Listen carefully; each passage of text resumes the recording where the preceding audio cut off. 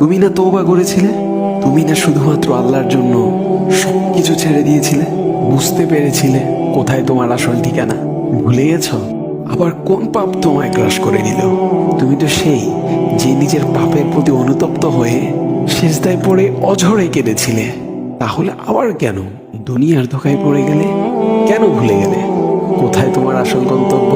তুমি কি হার মেনে নিয়েছো নফসের কাছে? তুমি এত দুর্বল, ভুলে গেছো তুমি কার বান্দা? কে তোমার রব? তোমার রব তো সর্বশক্তিমান। সর্বশক্তিমানের বান্দা আবার কখনো দুর্বল হয় নাকি? মৃত্যু পর্যন্ত লড়ে যাও তুমি। শয়তানকে দেখিয়ে দাও তোমার ইমানের পাওয়ার।